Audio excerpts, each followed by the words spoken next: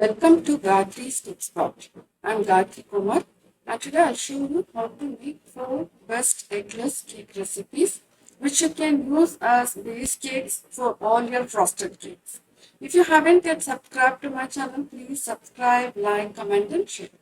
So these 4 cakes are really good for frosting it with any kind of frosting. So I will be including 2 butter cakes and 2 oil-based cakes. So first let's see the butter cakes recipe. So in the butter cakes recipe, again we have one vanilla cake and one chocolate cake. So let us see vanilla cake first. To Maida, 130 grams of Maida or 1 cup of Maida, add baking soda, half a teaspoon of baking soda and 1 teaspoon of baking powder. So butter-based cakes can be paired with buttercream, ganache, ermine frosting or any kind of meringue buttercreams. Mix everything together or you can sip the mixture 3 times and then we'll add the liquid ingredients to it. So this is a pretty long video because I'm showing 4 recipes in detail. So please bear with that.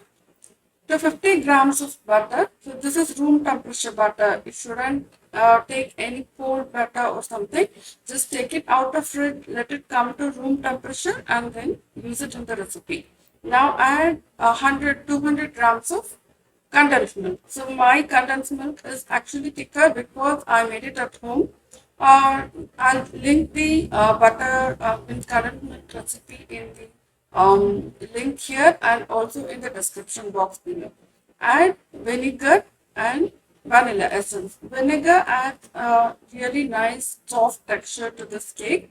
And if you want to add, you can add any kind of white vinegar or any type of vinegar available in the market. Okay. So now after adding vanilla essence, we're going to cream this mixture using a beater or you can use a whisk to do the same thing.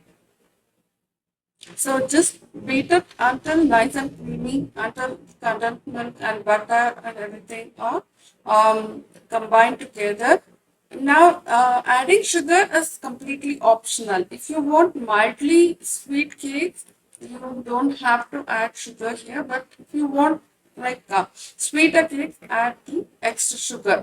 And even again, you can add 25 grams of sugar or 50 grams of sugar depending upon your taste. But I usually don't add it when I pair it with buttercream because buttercream itself is very sweet. So at that time, you can just skip the sugar and just do it only with condensed milk. So now everything is mixed well. You can also use powdered sugar if you want. Just, you know what, the creaming of the mixture, it's easier when you use powdered sugar. Now I'm just adding 100 milliliters milk in 2 batches. And the dry ingredients also will be adding it in 2 batches. So half of the mixture now and then half later.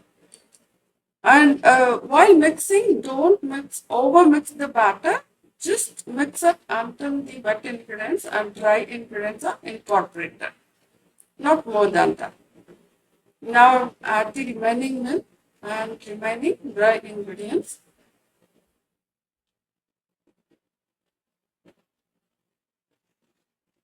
And then combine everything together. So the final mix will be doing it with a spatula.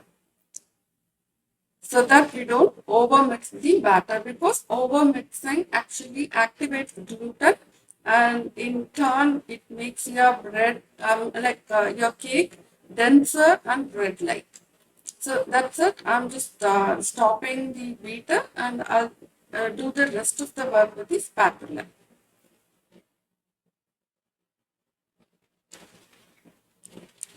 So neatly fold everything together so that there are no dry ingredients left. You need to prepare a 7 inches cake tin for this amount of batter. You just need to line it with a parchment, grease it with butter and dust it with flour and then transfer the batter to it If you use a straight, the sides of the cake tin are straight, the frosting of the cake will be more easier. So if you are starting baking, just buy a cake tin which has nice perpendicular straight sides so that your final cake will be really good. Now bake the cake for 35 to 45 minutes in the preheated oven and then cool it for just for 5 minutes and check it with a toothpick or a skewer whether it's done or not. As you can see, the cake slightly shrinks in that 5 or 10 minutes and then you need to flip it onto wire rack and remove the tin immediately because leaving the cake in the hot tin, it's going to create condensation and it will make your cake soggy. Gently remove your cake tin. So if you have properly dusted your cake tin, lined your cake tin, your cake will come out as a whole cake. It won't break, it won't actually crumble. So you need to do everything properly. Now let us see how to make the chocolate cake. So for the chocolate cake, it's basically the same ingredients like the vanilla cake. But what we're going to add is a bit of cocoa powder and instant coffee powder. Again, you need to preheat your oven and keep it ready before baking the batter. So, sorry, mixing the batter. So now adding cocoa powder, just mix everything. Or you can actually use a sifter or a sieve and sift the dry ingredients twice or thrice. I feel that whisk is a bit easier. Once all the dry ingredients are mixed, just keep them aside and let us make the wet ingredients. The same thing, 50 grams of butter, 200 grams of condensed milk, and vanilla essence and vinegar.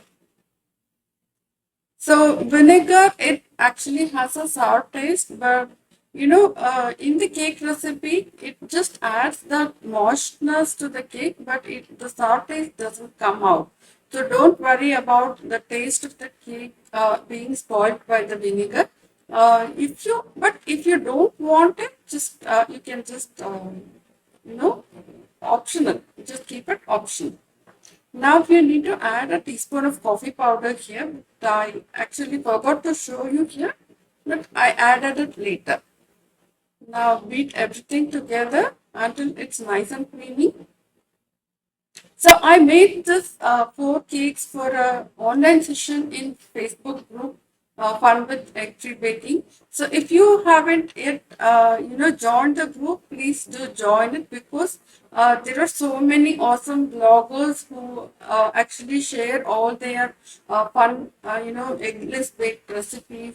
So then even if you have any doubts, you can ask in group and all the members there or really, they help you a lot with all the queries, basic queries. So if you are beginner baker, I just suggest you join the group.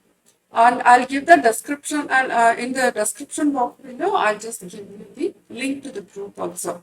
So now again, just like in vanilla, we are going to add the milk and dry ingredients in 2 batches and gently mix, don't overbeat the mixture. So again, please don't think that I'm just telling this again and again, but it's very, very important not to get a denser cake.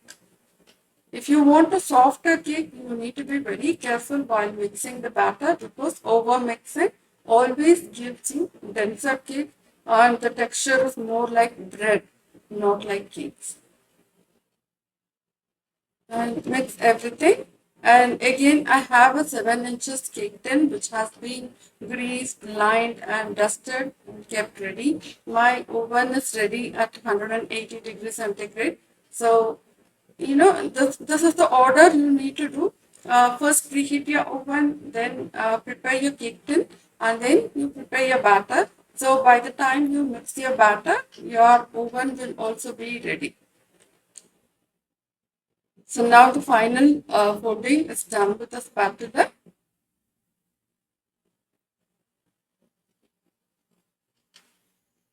This cake is really good. Even you can, have this as tea cakes without any frosting. Because of the condensed milk used, the vanilla cake and the chocolate cake are so rich in texture, and they, even as plain cakes, they are really good to taste.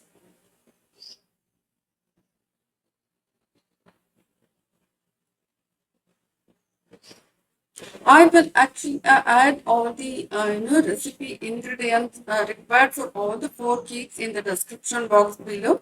So if you want to try them at home, you can just take a look at the description box and get the ingredient list and make the cake at your home. So these four cakes have been tried and tested numerous times, and I also use these four cake recipes for my students. Like I always use this for my classes also. These are really good recipes. So please, if you are actually a beginner, you really need to note all these things down. Now, once the cake is baked, just take it out and place it on a wire rack. Test it with a square whether it's done or not, and let it cool for 5 minutes. And then use a blunt knife or a butter knife to loosen the sides of the cake and flip it onto a wire rack. So don't if you're using this cake for frosting, you don't have to worry about those wrinkled top because we'll be trimming it later while we're frosting it. And the texture is really spot on for these cakes. So that's what matters a lot. Now remove the lining paper and allow this cake to cool completely. It's so soft, so soft. Once the cakes are completely cool, you need to wrap it up in cling film and then you need to refrigerate it before frosting the cake. So never frost a fresh cake. Like when it's cool, don't immediately try to frost the cake because the fresh cake is so soft, it easily crumbles. So it's better to make the cake in advance, 1 or 2 days before your frosting day, and then just let it chill in the fridge until nice and firm. And then if you use it for frosting, it's going to be a really easy way to frost your cake very neatly. Because you know what, I have seen beginners struggling with frosting, saying that the cake crumbles a lot, everything comes apart, it's not holding its shape and all those things. So if you refrigerate the cake, make it firm, and then use it for frosting, it's going to be a breeze. So while keeping it in fridge, do not stack the cake. You need to keep it in separate tins so that the cake doesn't lose its shape. If you stack one cake above the other, it's going the weight of the top cake is going to squish the bottom cake, and the texture of the bottom cake is going to change a lot, and that sponginess won't be there. So please keep in mind, and saving that cake is really important.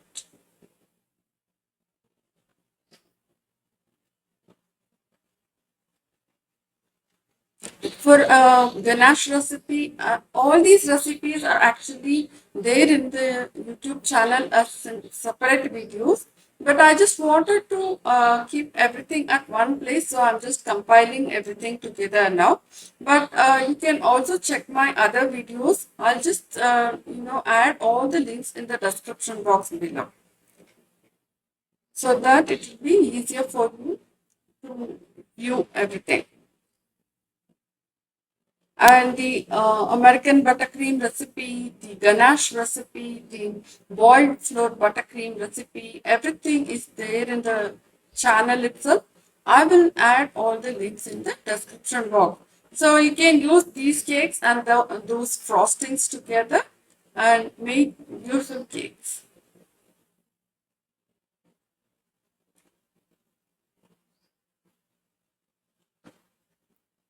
So now the butter cakes are done, and I'll just refrigerate them. Next, let us take a look at how to make oil-based cakes for pairing it with whipped cream. So oil-based cakes are best for pairing with whipped cream because even in fridge after refrigeration these cakes won't become firm. So they remain moist, they remain soft.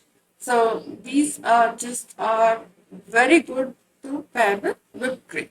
Now to maida, add powdered sugar, baking soda 1 teaspoon. So here I am using more baking soda and less of baking powder, and that's the recipe is proper, correct.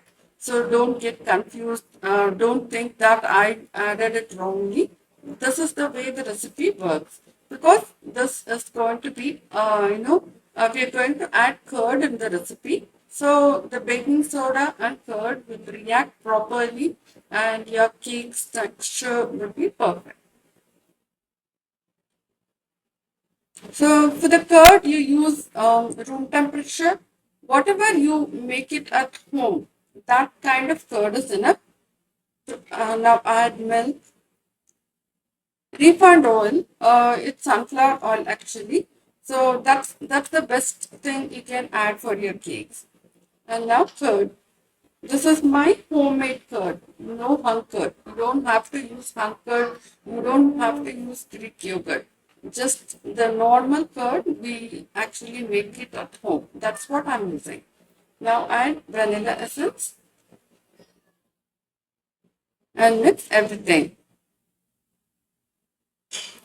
Again, here you shouldn't overmix the batter. This oil-based cakes are actually one bowl recipes. Just put everything together and you're just going to mix everything. You can actually use a wire whisk, balloon whisk, or a spatula. But while mixing, just be very careful not to overmix the batter. Just like I told you in the butter cake, the same thing goes here also. So don't overbeat the batter to activate the gluten because it's going to be very dense. Now I'm just transferring the batter to 7 inches cake tin which has been lined with parchment paper and greased and kept ready. And my oven is also at 180 degrees centigrade. We're just going to bake it for 35 to 45 minutes.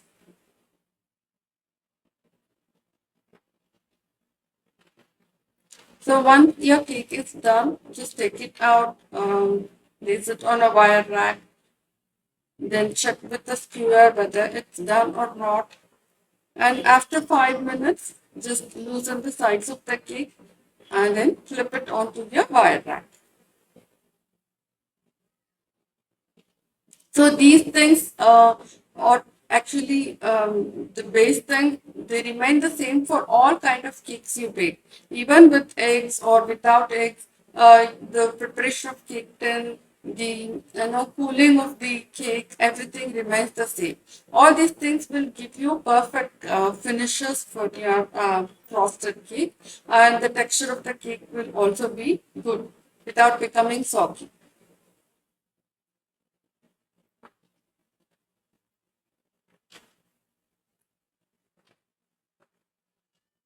Never lift a cake when it's hot with your hand because it's a while hot they are very soft and they will easily crumble. So never touch a cake. So for the chocolate cake, we are actually sifting the maida and cocoa powder and baking powder and baking soda together because the cocoa powder, if it's if it has too many lumps, it's better to sift them. Otherwise, you can just put everything together and use a wire whisk and mix everything together. Here also the baking soda quantity is higher than baking powder quantity, but it's completely fine. This recipe works wonders. For black forest cake and all, this chocolate cake base, it turns out amazing. So try this and let me know how you felt about. I know it's a really long video, but I thought it will be, helpful for beginners. So once you set all the dry ingredients together, as you can see, I haven't added the sugar yet. I have actually powdered the sugar, so I'm just going to add it afterwards. So now the cocoa powder lumps are all removed and the mixture is nice and smooth.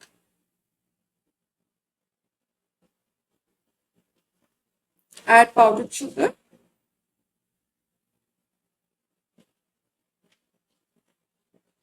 and then mix everything together.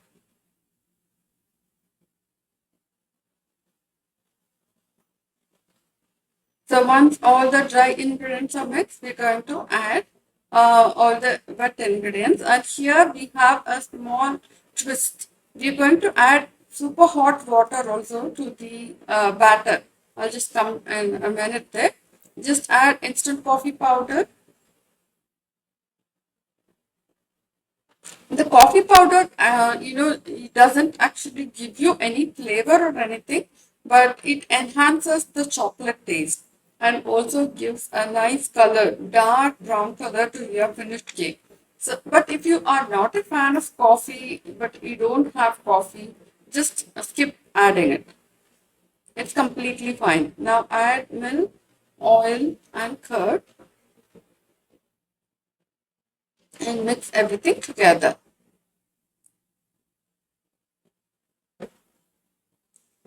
And some vanilla essence.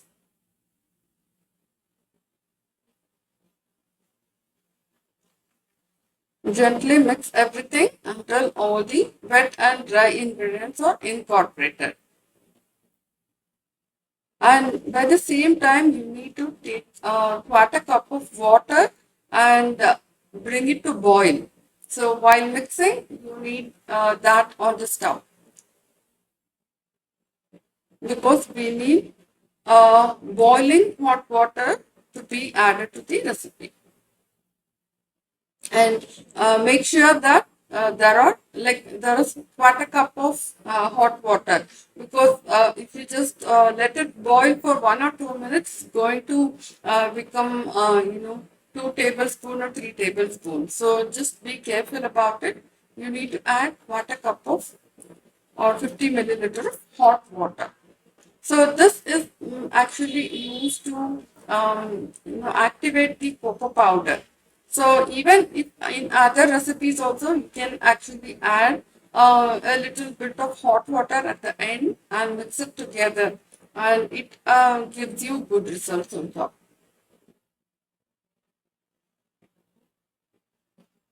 Now everything is mixed. Now I'll just put this into a 7 inches cake tin which has been greased and lined.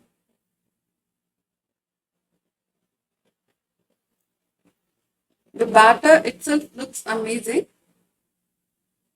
And now we have our preheated oven ready. I'm just going to transfer them to the oven and bake it for 35 to 40 minutes. And once it is done, just take it out of the oven, check it with a toothpick or a skewer rod, and then let it sit for 5 minutes, and then just loosen the sides of the cake from the tin. This is pretty much the same thing what we have been doing for all our cake recipes. And then just flip it onto the wire rack.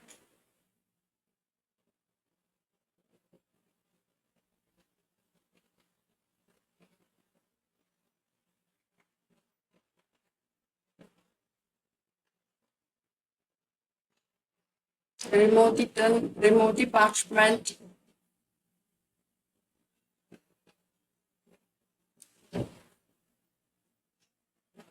Flip it back onto the wire rack.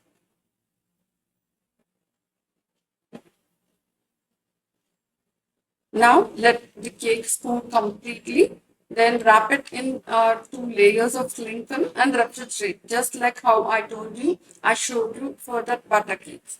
So these are the cakes, and look at the texture. It's really fantastic, and I'm sure this video will help you in making some amazing cakes in your future.